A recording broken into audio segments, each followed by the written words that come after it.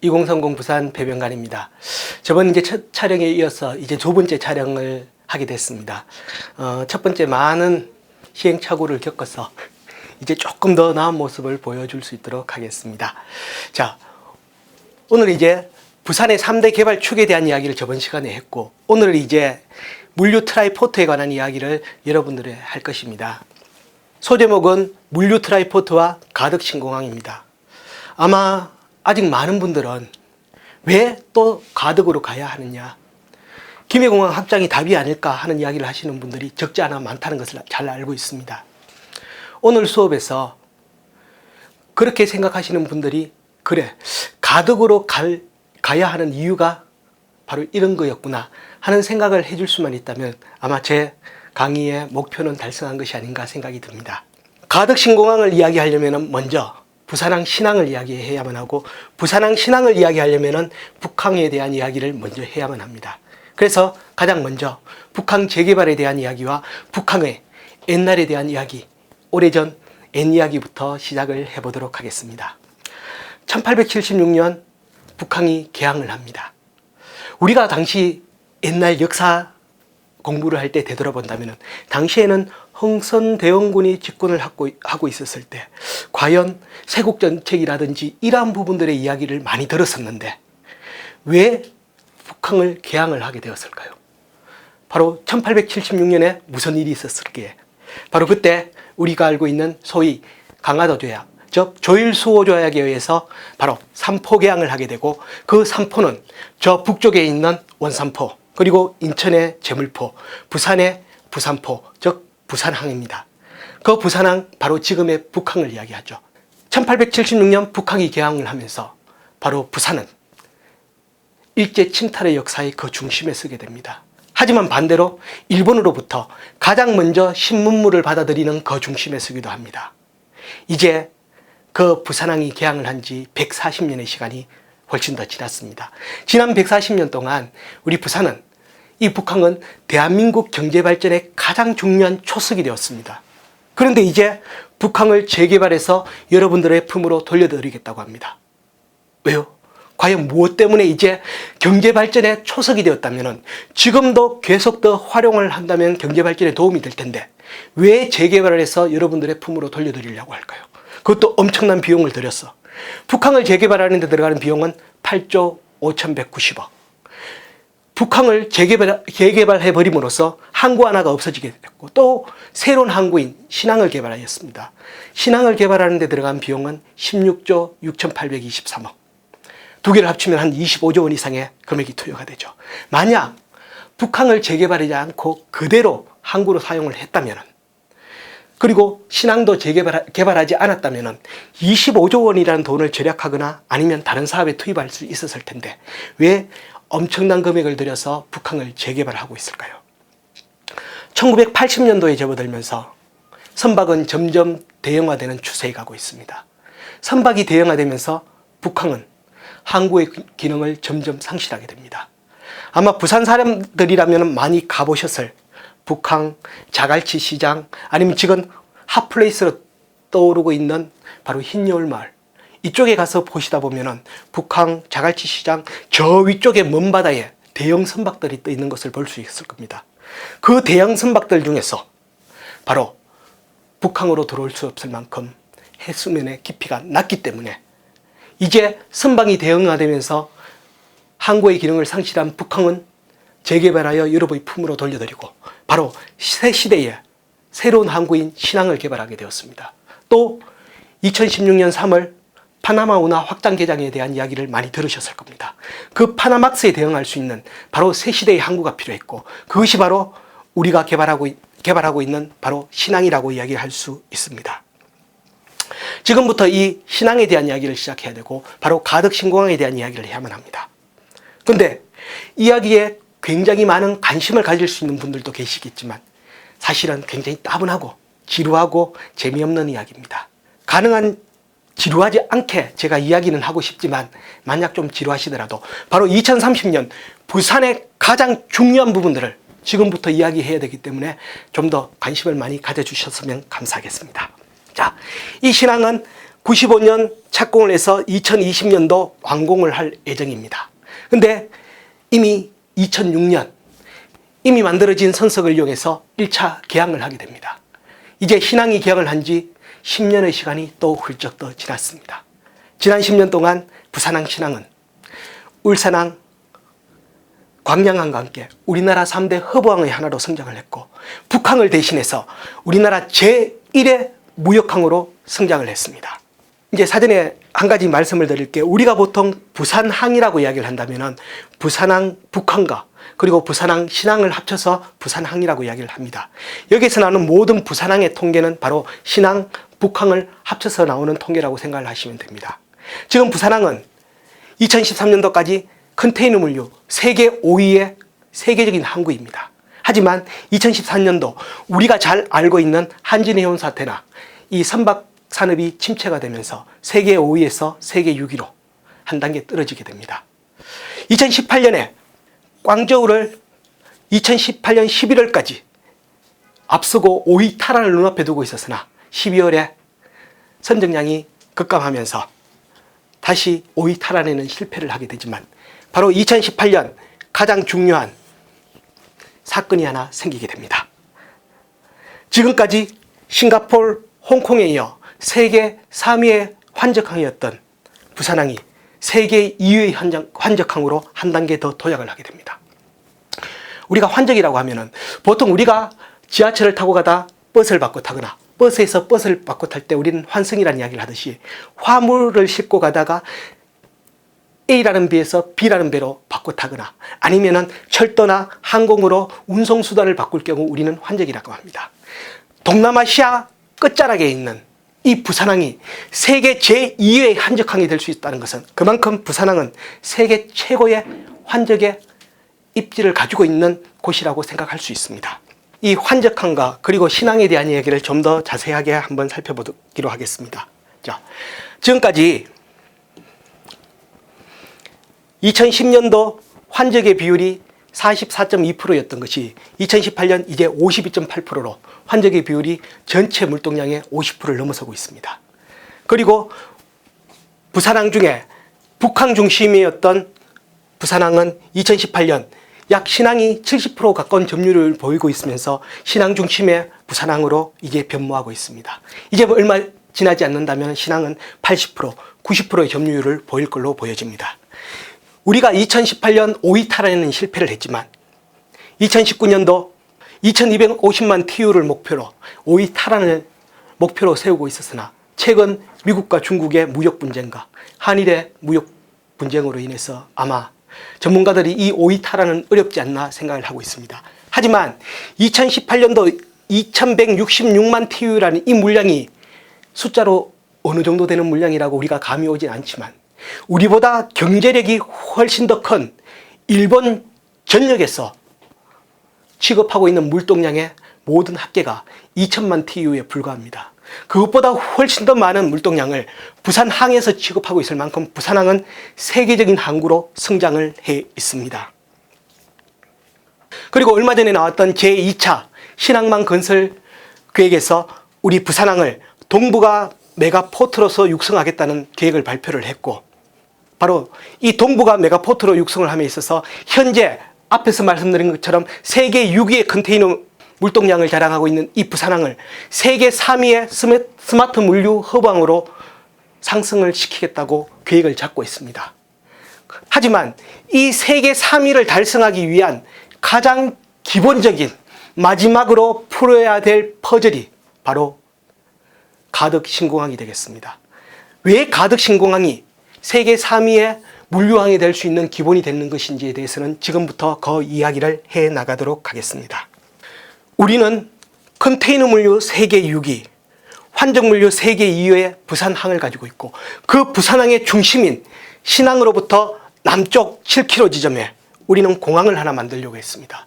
바로 그 공항이 가덕신공항이었습니다. 가덕신공항은 지금에 있는 김해공항 같이 사람을 실어나르는 인적 공항이 아니라 이 신항과 함께 환적 물류를 중심으로 하는 세계적인 물류공항이자 24시간 운영이 가능한 물류공항으로 만들려고 했고, 신항에서 동쪽으로 20km 지점에 우리는 부산역과 북항이 있습니다. 부산역에서는 지금으로서는 불가능하지만 남북 통일이 되거나 남북 통일도 요원한 이야기겠죠. 하지만 지금 문재인 정부가 들어오면서 남북 경제 협력에 대한 이야기를 많이 하고 있습니다. 바로 그 남북 경제 협력을 통해서 북쪽에 철도와 도로가 열린다면 TSR, TCR, TMR, TMGR, AH1, HU 이제는 어느 정도 익숙하게 들어본 단어들이 있겠죠. TSR, 시베리아 횡단철도, TCR, 중국 횡단철도, TMR, 만주 횡단철도, TMGR, 몽골 횡단철도. 바로 대륙 횡단철도의 시발역이 되는 곳이 바로 부산역이 될 것입니다. 그리고 AH1, H6이라고 하면은 생뚱맞게 들릴 수도 있겠지만 우리가 경부고속도로를 타고 다니다 보면은 아시안 하이웨이라는 이정표를 본 적이 있을 겁니다.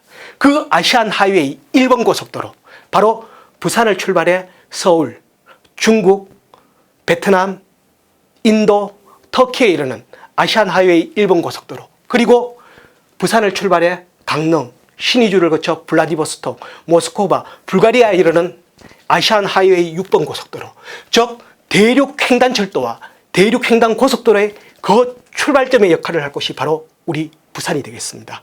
그리고 그 앞에 있는 북한에서는 유럽 항로와 북극 항로를 열어 이 부분을 유라시아 게이트웨이, 유라시아의 관문으로 만들겠다는 것이 바로 북한 재개발의 가장 큰 모토이며 이 북한 재개발에 대한 이야기는 세 번째 2030년 부산의 중심에서 이야기를 할 수 있도록 하겠습니다.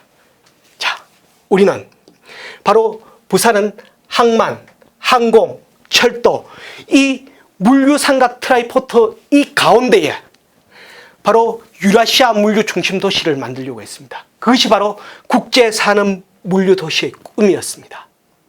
하지만 2016년 6월 22일 날 동남권 관문공항이 발표되면서 이 가덕신공항이 아닌 김해신공항으로 결정이 됨으로써 우리는 이 국제 산업 물류 도시의 꿈이 물거품이 될 위기에 처했습니다. 하지만 문재인 정부가 들어서면서 다시 가덕신공항에 대한 약속을 했고 오구돈 부산시장이 당선되면서 가덕신공항을 다시 추진함으로써 우리는 이 국제산업 물류도시의 꿈을 다시 한 번 더 꿀 수 있게 되었습니다. 하지만 지금 이런 이야기를 한다고 우리 피부에 와닿는 것은 아무것도 없겠죠.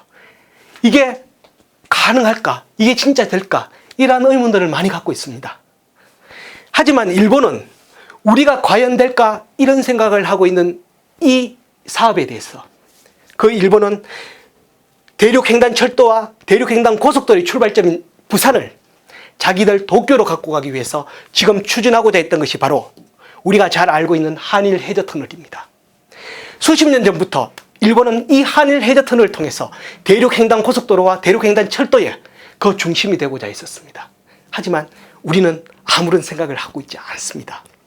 자, 다음 편을 한번 보겠습니다. 일본이 시베리아 횡단철도, 즉 이게 TSR입니다. 왜 일본이 TSR의 물류 수송로를 정비하고 있을까요?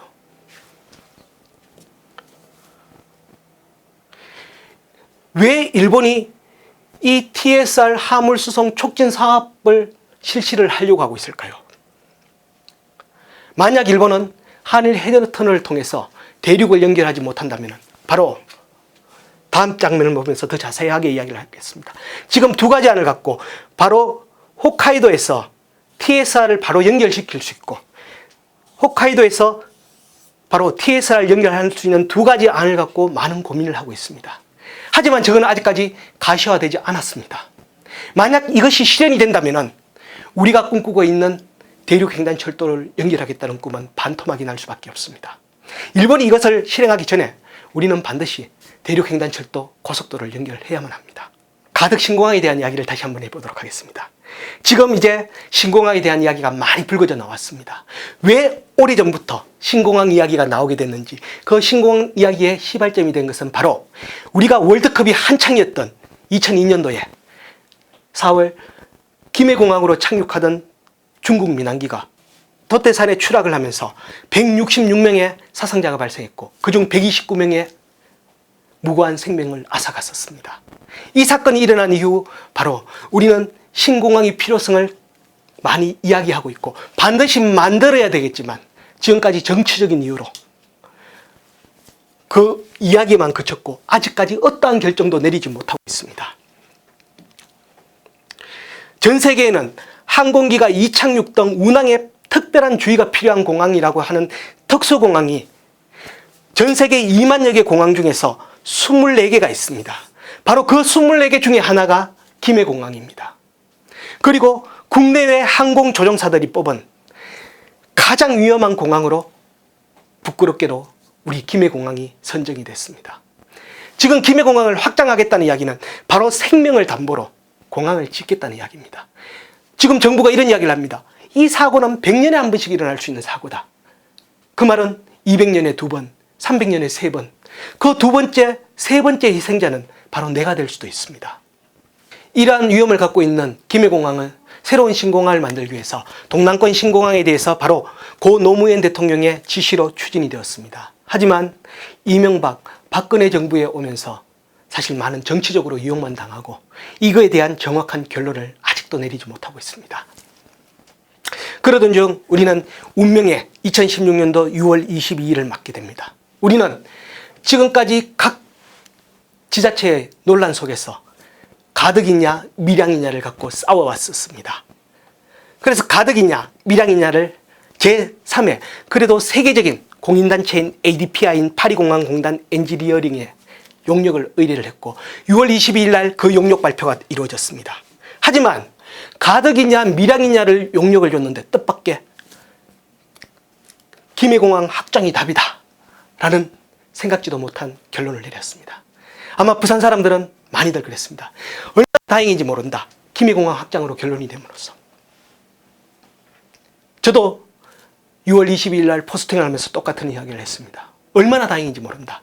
왜냐하면 만약 밀양이 되었다면 우리는 다시 가덕 신공항의 꿈을 꿀 수는 없었을 것입니다. 하지만 김해 신공항 확장으로 결론이 남으로써 언젠가 한 번은 반드시 가덕으로 갈 수 있는 기회가 오지 않겠느냐는 이야기를 했습니다.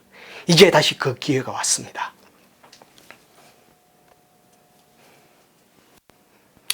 자, 이제 김해공항 이야기를 잠깐만 한번 해보도록 하겠습니다. 김해 신공항 확장을 한다고 이야기를 하고 있는데 지금까지 김해공항 확장을 수도 없이 검토를 했지만 한 번도 김해공항 확장이 가능하다는 결론을 내린 적이 없었습니다.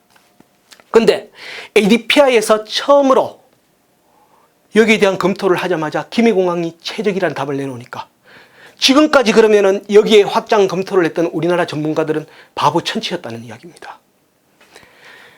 그때 당시 최호인 국토부 장관께서 직접 나오셔서 브리핑을 했고 기자들이 질문을 했습니다. 아니 지금까지 한 번도 확장 가능하다는 결론이 없었는데 어떻게 그러면 확장 가능하다는 결론을 얻을 수 있느냐. 바로 이 활주로의 각도 때문이었답니다. 지금까지는 단 한 번도 이 각도가 아닌 이렇게만 검토를 하다 보니 각도를 한번 바꿨을 뿐인데 이게 모든 위험과 모든 소음에서 벗어났다고 합니다. 그래서 이걸 콜럼버스의 달걀이라고 이야기를 합니다. 저는 강의 때마다 이야기합니다. 달걀 깨지는 소리 하고 있다고요.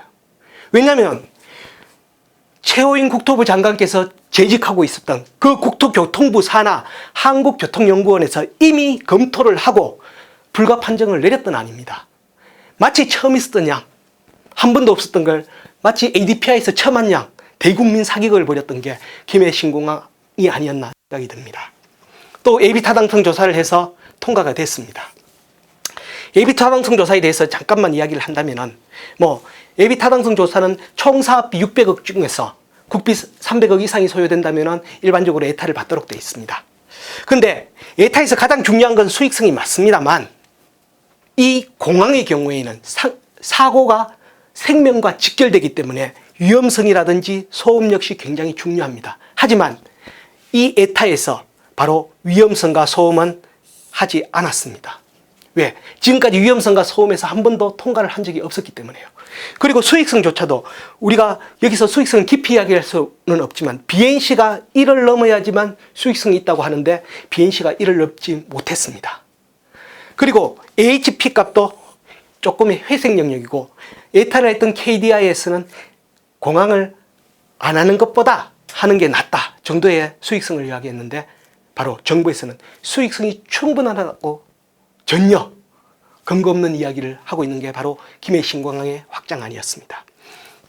또한 이 예비타당성 조사에서 약 4조 4천억 정도가 필요하다고 나와 있는데 실제 예타를 하다 보니 4조 4천억이 아니라 소음 피해까지 한다면 7조 원 이상이 소요되는 걸로 밝혀졌습니다. 그리고 또 한 가지, 지금 공항에 대해서는 항공학적 이야기를 해야 되기 때문에 제가 깊은 이야기를 더 이상 할 수는 없겠지만 많은 사람들이 의문을 갖고 있는 게 바로 활주로 길입니다. 3.2km의 활주로. 전문가들이 질문을 합니다. 저 3.2km의 활주로라면 미주와 유럽을 왕복하는 이런 대형 항공기들이 착륙하기엔 너무 짧지 않느냐? 국토부에서는 충분하다고 합니다. 과연 충분할까요? 자, 인천국제공항의 활주로입니다. 제1활주로 3,750m, 제2활주로 3,750m, 제3 4,000m. 이 사람들이 만약에 3.2km로 충분했다면 이거는 설계에서 예산 낭비에 불과합니다. 3.2km로 되지 않았기 때문에 3.75, 4km의 활주로가 필요했던 것입니다. 다시 되돌아간다면 김해공항 신공항 확장안은 바로 가능성이 없는 안이었고 위험성을 그대로 가지고 있고 확장 불가라는 것이 일반 전문가들의 이야기입니다. 그 수많은 전문가들이 불가하다고 이야기를 했다면 ADPI가 단 한 번 가능하다고 한 것을로 추진할 것이 아니라 정말 우리의 전문가들의 이야기가 틀렸는지 다시 한번 생각해 볼 필요가 있었지 않을까 생각을 합니다. 자, 지금까지 김해공항이 안 된다는 이유를 항공학적으로 이야기하지는 않았습니다. 제가 앞으로 할 이야기는 김해공항이 안 된다가 아니라 왜 가덕을 가야 되는 이야기를 세 번째 시간에서 이야기를 하고 오늘은 여기에서 마무리를 하도록 하겠습니다. 예, 이제 첫 번째 촬영과 두 번째 촬영을 마무리하면서 좀 더 나아진 것 같기도 한데 어떻게 받아들이셨는지 모르겠습니다. 다음 세 번째 시간에서는 더 좋은 이야기로 찾아뵙도록 하겠습니다. 감사합니다.